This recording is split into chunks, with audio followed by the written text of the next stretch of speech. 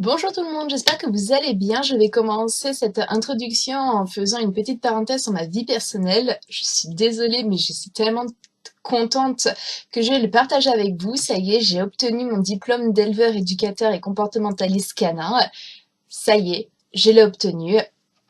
On revient pas dessus. Je ne referai pas ces 2 années complètement de folie et très compliquées à certains moments, budgétement parlant, dois-je avouer.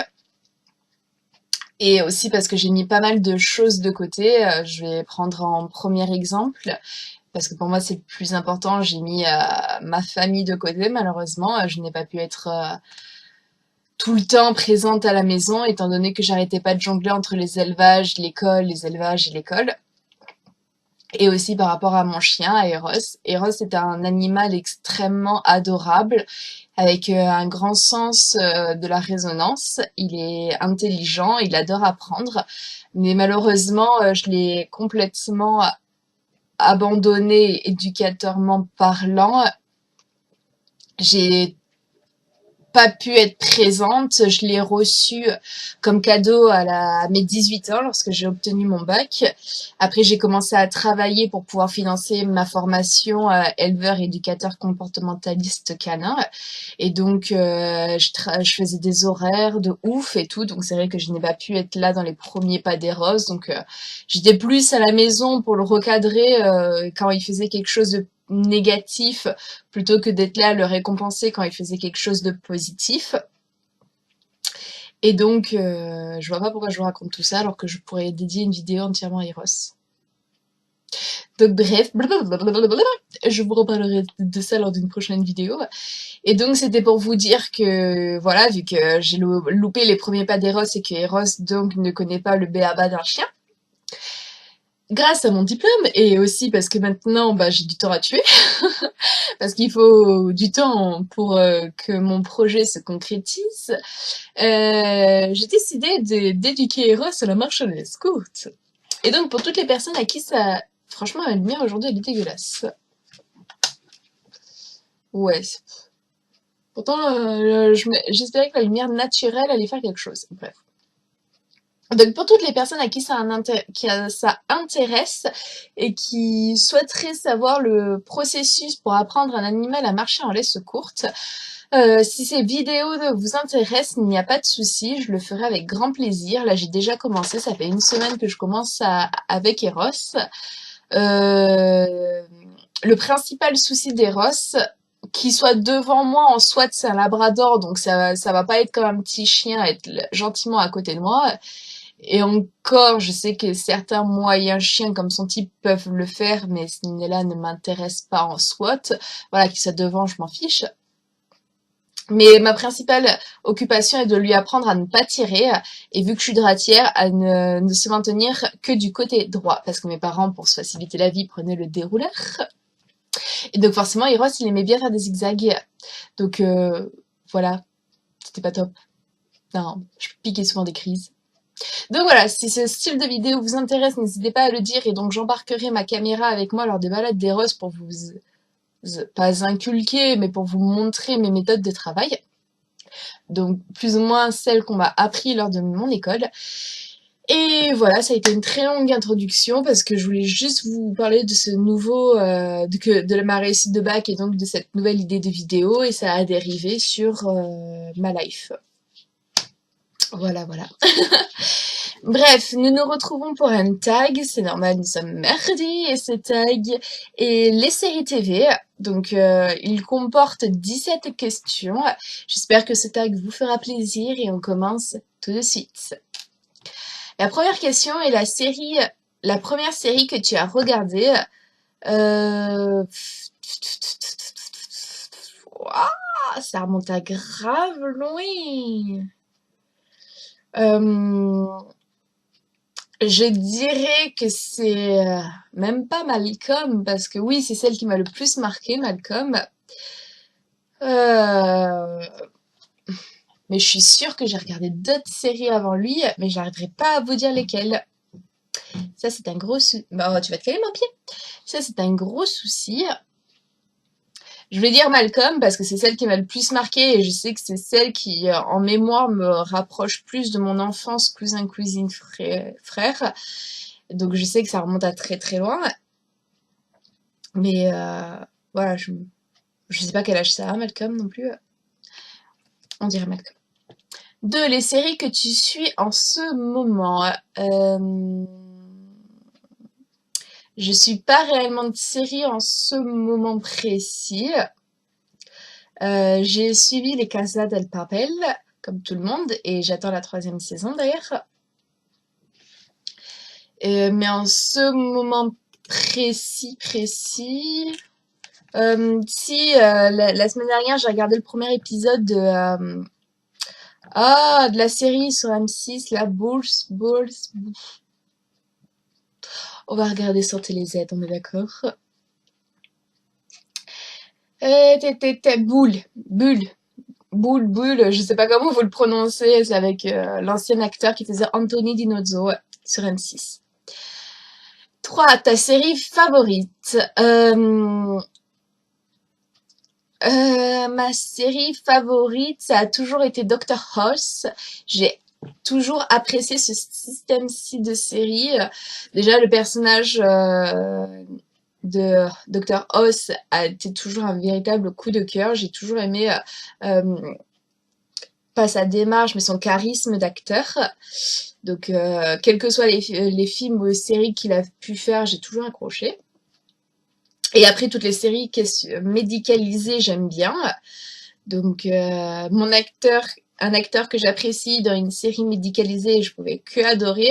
Et j'aime bien ce principe-là, que bon, on sait tous qu'à la fin de l'épisode, c'est Dr House qui, miraculeusement, va nous sortir un diagnostic de on ne sait où pour trouver la bonne maladie.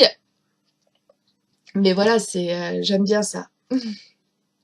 4. Une série dont tu regrettes la façon dont elle est finie. Je dirais Desperate Housewives. J'ai pas vraiment apprécié ce système de fin. Ils auraient pu faire beaucoup mieux. Et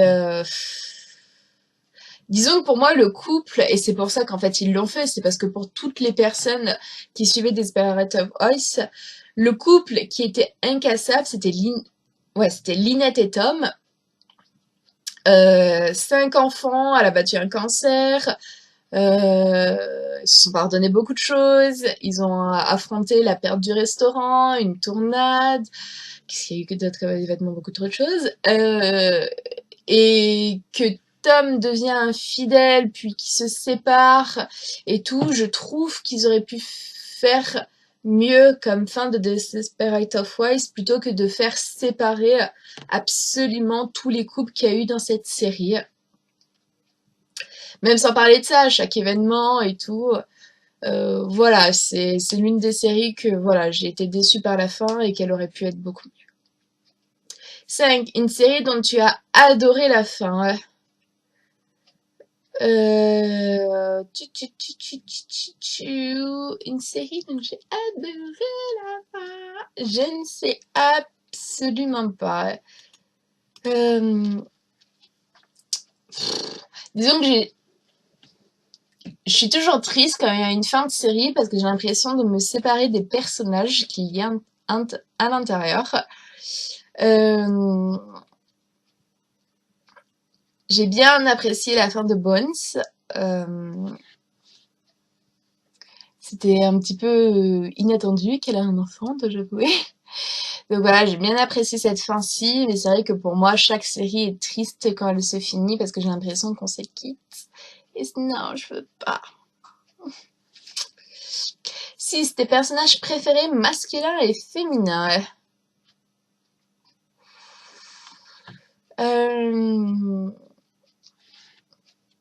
Mes personnages préférés en féminin, dans Desperate Housewives, je dirais Gabrielle Solis, pas parce que c'est Eva Longoria, mais parce que voilà, c'est une femme infidèle, elle le reconnaît, elle le crie haut et fort, mais voilà, elle l'a toujours assumé. C'est une femme forte. Une battante aussi. Quand Carlos est devenu aveugle, elle a su gérer la maison. Les deux filles, certes, elle s'est sacrifiée de beaucoup de belles choses de valeur pour elle, robes, chaussures et tout tralala, pour maintenir la maison hors de l'eau, dira-t-on. Et voilà, c'est une battante, une femme forte, ouais, pour moi, ça serait Gabrielle Solis. Et en personnage masculin, euh, bah, je dirais Gregory Royce, parce que voilà, comme je disais, j'ai toujours apprécié son jeu d'acteur. J'aime bien comment il est enquiquinant dans la série, qui va toujours de bureau en bureau pour essayer de faire chier, hein, soyons honnêtes. Que vu que c'est comment il martyrise son équipe pour en tirer le meilleur profit des autres, voilà, j'ai toujours apprécié son jeu d'acteur. 7. Les personnages masculins et féminins que tu détestes. Détester, non, il y en a certains que je n'aime pas particulièrement, que ça passe pas, soit en fonction de leur jeu d'acteur, soit en fonction du personnage en lui-même. J'aime pas le personnage qu'il représente, mais détester, non, je ne me priverai pas d'une série parce que voilà, il y a ce personnage-ci à l'intérieur ou parce qu'il y a cet acteur-ci à l'intérieur. Donc non, pas de personnage que je déteste. Alors, tes couples favoris. Mes couples favoris. Bon, quel couple favori? Hum, hum, hum. Je crois pas que j'en ai particulièrement, parce que toutes les séries là qui me reviennent en tête, soit les couples, bah, ils ont cassé, comme dans Desperate Housewives, soit voilà, je les trouve mignons, mais pas au point de ah, c'est mon couple favori. Il y aurait peut-être, et je dis peut-être vraiment, et encore, ce serait Catherine et Damon dans The Vampire Diaries. Et encore, non, pas vraiment, parce que de base, The Vampire Diaries est tiré d'un livre. Et ah, j'ai du mal à parler aujourd'hui.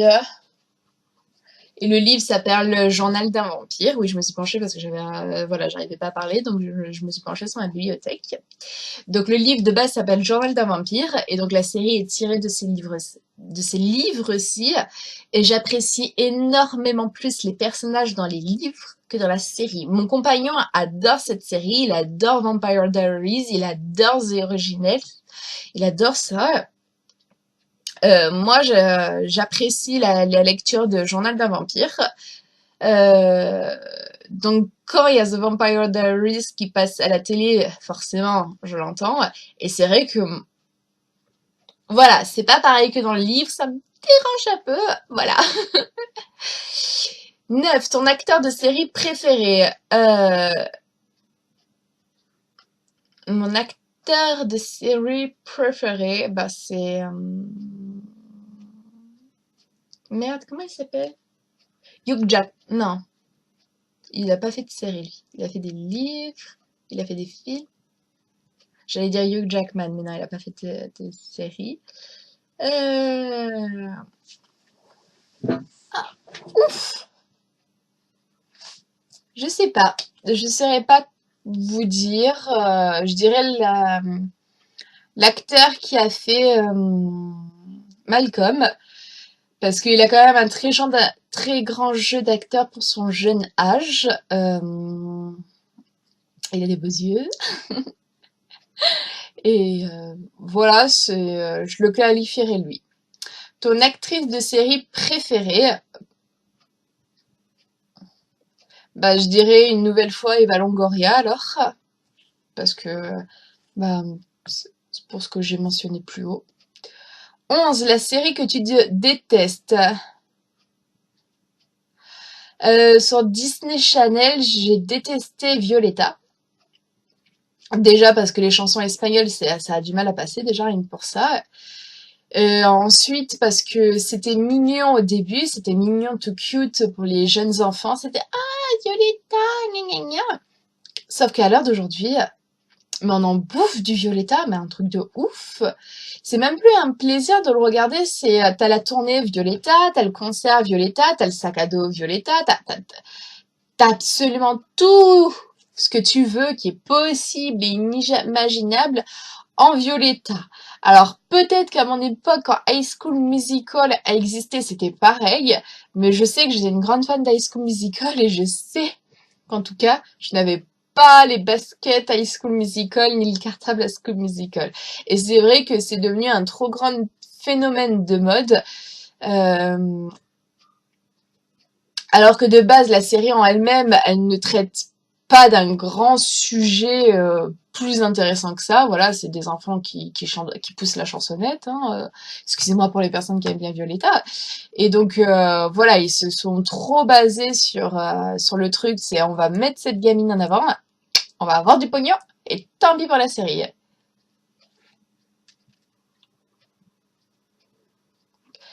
12, une ou plusieurs séries que tu vas commencer. Bah, j'aimerais bien recommencer une nouvelle fois Game of Thrones parce que je les avais commencés puis je les avais arrêtés. Honnêtement, j'arriverais même pas à vous dire à quoi ou combien je me suis arrêtée. Et vu que mon compagnon les a rachetés, bah, je me dis c'est peut-être le moment de les recommencer parce que voilà, je sais de quoi ça parle. Ça m'avait intéressé puis ça m'avait lassé quand pendant que c'était le grand phénomène de mode que tout le monde n'arrêtait pas d'en parler et tout ça m'avait lassé. Mais voilà, je sais que c'est une série que mon frère apprécie particulièrement, donc ça serait cool et sympa de pouvoir en discuter avec lui. 13. Un personnage pour qui tu as secrètement le béguin.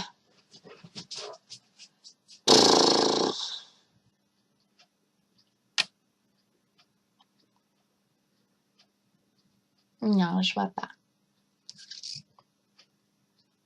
Non, je vois pas en fait. Je vais ressasser toutes les séries qui passent là dans ma tête. Non, j'ai plus le béguin pour des personnages filmiques, exemple Nino dans le Labyrinthe, que voilà, qu'une personne dans une série.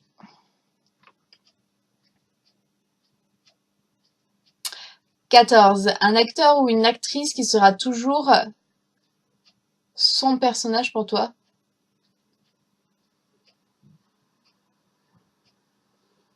Qui sera toujours son personnage pour toi. J'ai pas compris le sens de la question, donc j'avoue. Ça veut dire qu'à l'heure d'aujourd'hui, l'actrice qui représente encore le mieux le personnage qu'elle a joué dedans, je dirais alors Miley Cyrus pour Hannah Montana. Miley Cyrus a réussi énormément bien à évoluer. J'apprécie bien sa dernière chanson d'ailleurs, Malibu, je crois que c'est. Malibu. Je suis pas douée pour les titres de chansons. Mais voilà, j'apprécie énormément bien sa dernière chanson. Euh, Sauf qu'à une époque, quand elle a pas pété les plombs, j'ai compris qu'elle a voulu briser cette image de petite fille, que ça y est, elle se libérer. Mais quand elle a commencé à se teindre les cheveux en blond et tout, c'est vrai que ça faisait énormément penser à Hannah Montana. Voilà. 15, le meilleur générique. Je dirais American Horror Story. Pour moi, c'est l'un des plus beaux génériques qu'il puisse y avoir. 16, la série qui a changé ta vie. Ah bon? Il y a des séries qui peuvent changer la vie?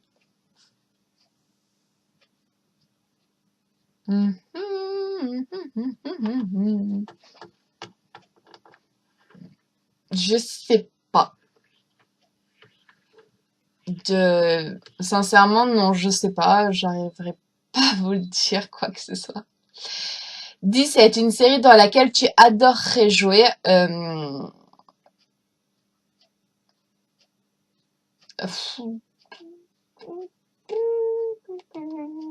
J'adorerais jouer auprès de Dr House, mais malheureusement, cela est fini. J'adorerais jouer aussi dans la série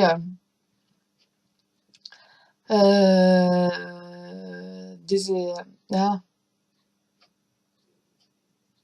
Ah, ça m'énerve, les blancs, là. C'est ça, tu mets quand on est fatigué. Desperate of Voice, Wise. Parce que j'aime bien ce système de que toutes les voisines se connaissent, qu'il y a une grande ambiance entre elles, que oui, on crache des poteurs les unes sur les autres, mais que qu'il y ait un moindre accident ou autre chose, elles sont toutes présentes. Donc voilà, j'adorerais jouer dans une série comme ça, parce qu'en plus je trouve que les femmes, que chacune des femmes ont quand même un énorme grand jeu d'acteurs. Donc voilà, ouais, ce serait des deux principales séries que j'apprécierais énormément de jouer. Voilà, après plus de 25 minutes de filmage, j'espère que cette vidéo vous aura fait plaisir. On se retrouve très prochainement pour une prochaine vidéo. N'hésitez pas à me laisser en commentaire déjà les réponses au même questionnaire que j'ai répondu et aussi à la question de est-ce que vous voulez que j'ouvre une catégorie de vidéos comment éduquer son chien.